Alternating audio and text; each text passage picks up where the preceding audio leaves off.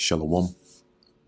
First and foremost, I want to give all praises, honor, and glory to Yahweh, Bahasham, Yahweh Shai, Bahasham, Racha Kodash.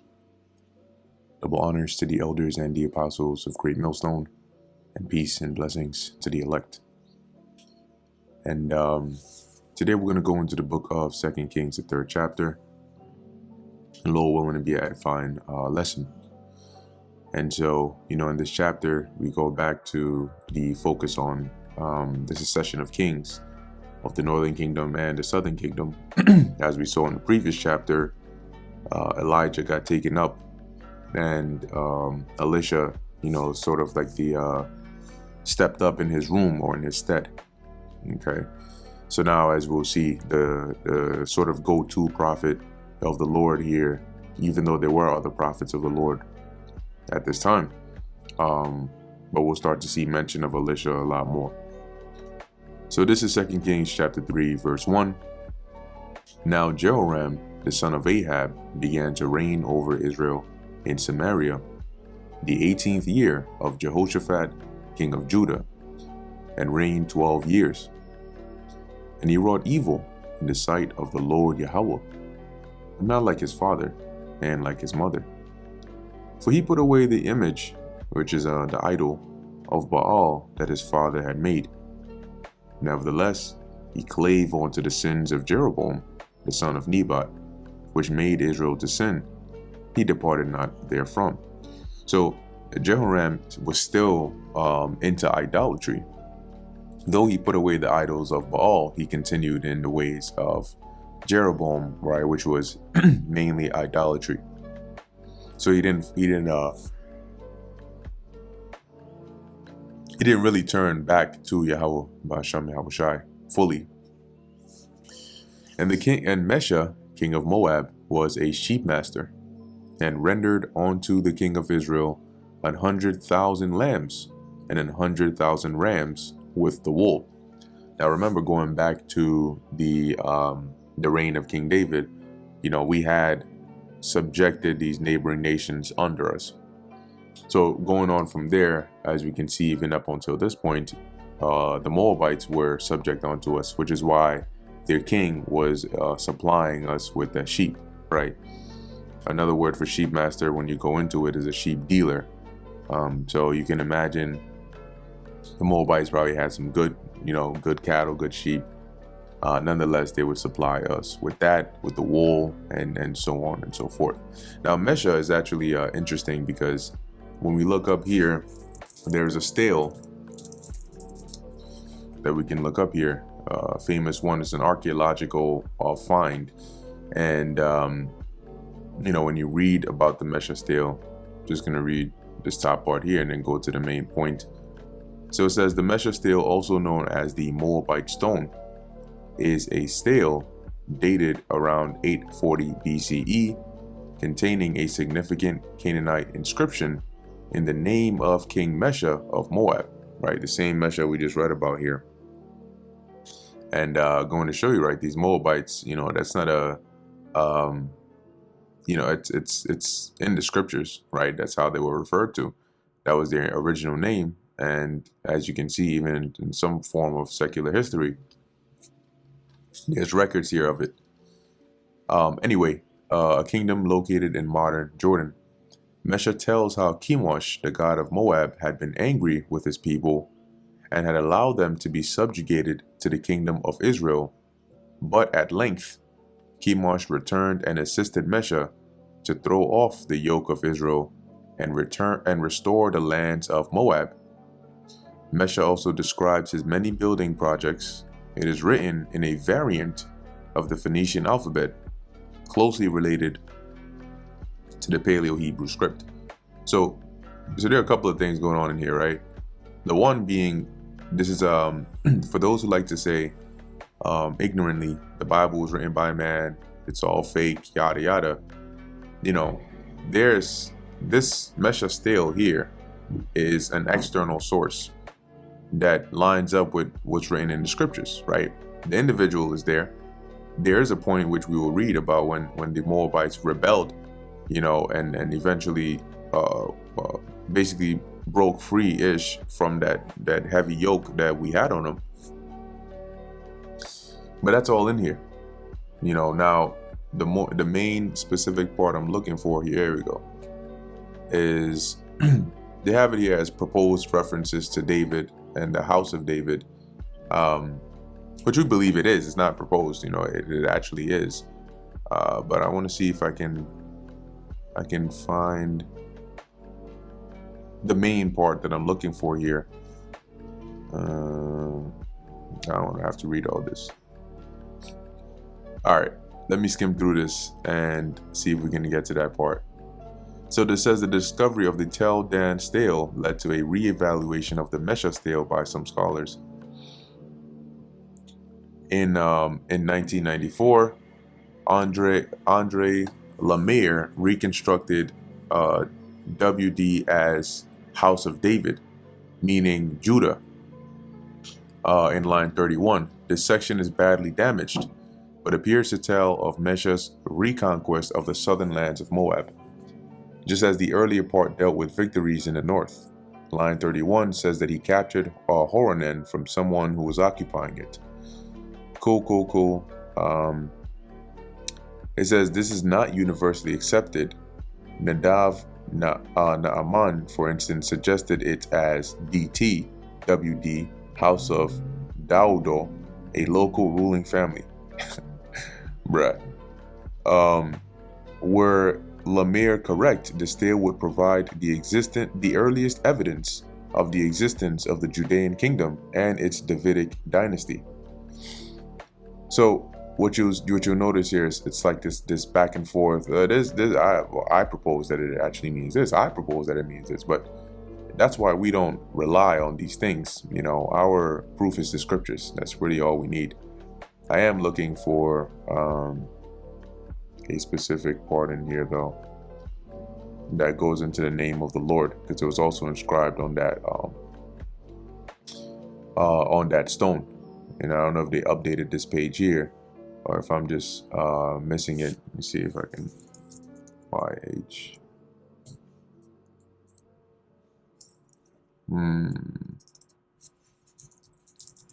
God. All right, so let's see if it pops up here. Here we go. So this is a good one. What section is this under? Oh, okay, it's from the top here. Yeah, so it says here, the Mesha stele is the first major epigraphic Canaanite inscription found in the southern Levant. The longest Iron Age inscription ever found in the region, constitutes the major evidence for the Moabite language, and is a cornerstone of Semitic epigraphy. Cool, nice. Let's get to the point. The stele, whose story parallels with some differences an episode in the Bible's Book of Kings, chapter 3, which we're going through, provides invaluable information on the Moabite language and the political relationship between Moab and Israel at one moment in the 9th century BCE. That's within the 800s. It is the most extensive inscription ever recovered that refers to the kingdom of Israel, the house of Omri. It bears the earliest certain extra-biblical reference to the Israelites, or the Israelites' God, which they have him here as Yahweh, but that's not his name, right? In the Hebrew, it's Yahweh. So you hear that, right? Extra-biblical, meaning outside of the Bible reference to the Israelite God. It is also known as one of 4 known contemporaneous inscriptions containing the name of Israel, and the others being the Merneptah stele, the Tel Dan stele, and one of the Kirk monoliths. And maybe I might do a lesson going into these, but we'll see if how the Spirit moves on that. Its authenticity has been disputed over the years, and some biblical minimalists suggest the text was not historical, but a biblical allegory. The stele itself is regarded as genuine and historical by the vast majority of biblical archaeologists today. Yeah, you're always going to have non-believers who try to, disprove this and that, and who cares, right? Who really cares what they have to say? But let me see if I can find another verse in here. Let's see. Content overview.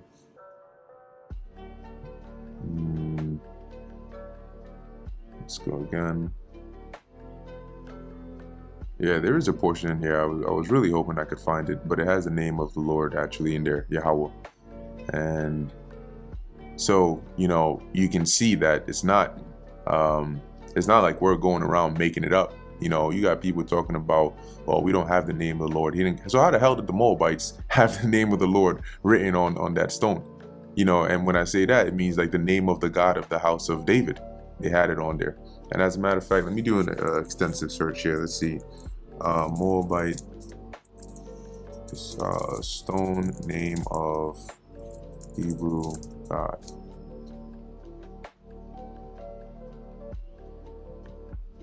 Yeah, I want to see.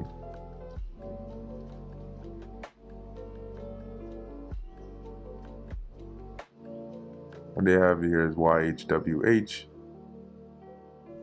Let's see if we can find it here. Okay, perfect. Somebody actually has it here. So there's a portion in here in the Moabite stone where they have what is called the tetragrammaton, right? The 4 letters, YHWH, right? Which this, if you're looking here, right? What we read before was this was written in the similar to the ancient Paleo Hebrew, right? This is the Hebrew name for Yahweh. Okay, Yah, Ha, Wa, Ha. This Wa and the Ha are connected. So the name here in the ancient Hebrew is Yahweh. All right, it's not YHWH. It's Yahweh. That's the actual name. Okay, it says the divine name appears here in ancient characters in the form of 4 letters or tetragrammaton. Towards the right end of the 18th line, the personal name of God, transliterated, is met for the first time in Genesis 2 and 4. This verb in the imperfect tense of the causative form means he becomes, right? But in the normal tense, it's he is. Okay, so now let's actually look up the Mesha Stele again. I think they said this was on line 18. Let me go back and take a look. Yeah, on the 18th line. Yeah, though it's not too clear in here. Yeah, they have an image in here. So this, if we zoom in a bit more, is the 18th line, and there you go, Yahweh. Okay, and the dots are sort of separating each word or sentence in here. So it's there. That's the thing. It's literally right there. It's not, we didn't make that up. People, oh, what? How you know the name of the Lord? Well, it's on there, and it's like a cross reference that checks out with the name we call upon. So anyway, that was some information on Moab, on Mesha, and his inscription here. So you can look more into that if you're interested, but just wanted to bring that out since we were mentioning the account here that is also referenced on that stele. So coming back to 2 Kings chapter 3, verse 5. But it came to pass, when Ahab was dead, that the king of Moab rebelled against the king of Israel, which we read about that, right? On the stele. And King Jehoram went out of Samaria the same time and numbered all Israel. Now in this case, he specifically mainly the ones for war, because he was going to go back and fight against the Moabites for rebelling. And he went and sent to Jehoshaphat, the king of Judah, saying, the king of Moab hath rebelled against me. Wilt thou go with me against Moab to battle? And he said, I will go up. I am as thou art, my people as thy people, and my horses as thy horses. So we're pretty much one. And he said, which way shall we go up? So Jehoshaphat asked. And he answered, the way through the wilderness of Edom. Now remember, we still had subjection over the Edomites.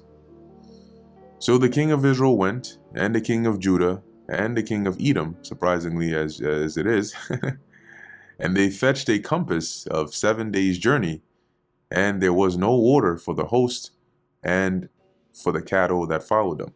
Now, the king of Edom here, right? I mean, obviously didn't really have much of a choice because they were still subject to us. Okay, so here you had 3 kings, right? The king of Israel, the northern kingdom, the king of Judah, the southern kingdom, and the king of Edom, considering it was through their region that the armies would be passing through. So they were employed to basically help us. And it doesn't change anything about the relationship or the nature between Israel and Edom. But when it says they fetched a compass of 7 days' journey, it means like the route that they took, right, was like a roundabout way than going straight directly to Moab.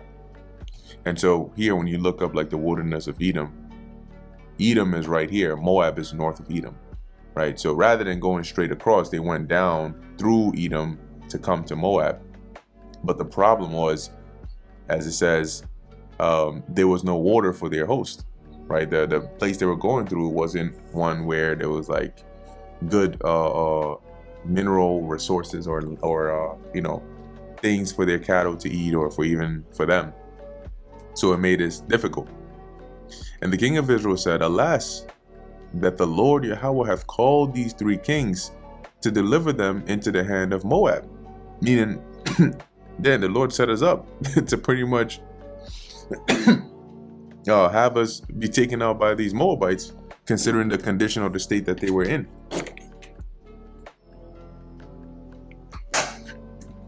But Jehoshaphat said, "Is there not a prophet of the Lord Yahweh, that we may inquire of the Lord by him?" And one of the kings of Israel's servant answered and said, "Here is Elisha, the son of Shaphat, which poured water on the hands of Elijah." Now, pouring water upon the hands of Elijah, meaning that he served him, right? And that's like a similar to how you have the terminology like in the book of Samuel, when Saul went into the cave, right? It mentioned that he covered his feet. What it means was he went to relieve himself or ease himself using the bathroom, so to speak, in the cave. So it's a euphemism, which is written or mentioned in one way, but it means another. Now, in some customs, right, even in Ghana, for example, when you have, if you have like an elder, right, or someone there, and there's some foods that you would eat with your hands.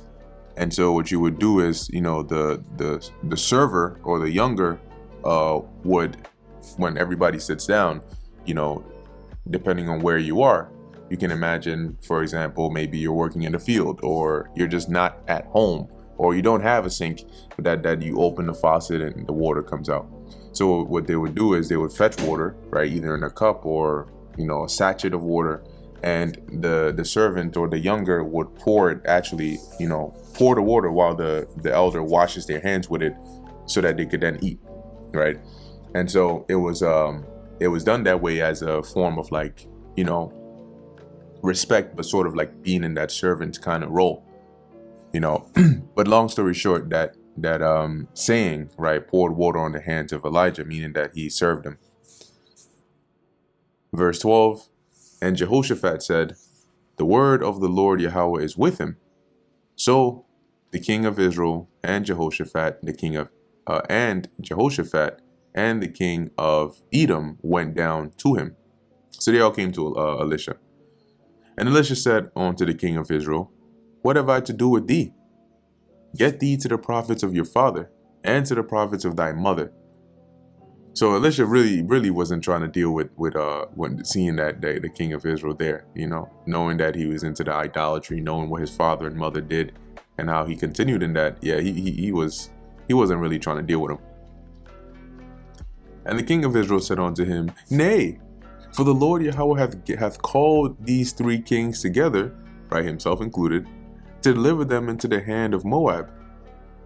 And Elisha said, "As the Lord Yahweh of hosts liveth, before whom I stand, surely were it not that I regard the presence of Jehoshaphat, the king of Judah, I would not look toward thee nor see thee. Right? Meaning, like, real talk, if it wasn't that I respect or, have some regard for Jehoshaphat, him being here right now, you wouldn't even, I wouldn't even have answered you, right? Like, I would have sent you on your merry way down the street. Verse 15, but now bring me a minstrel. And it came to pass, when the minstrel played, that the hand of the Lord Yahweh came upon him.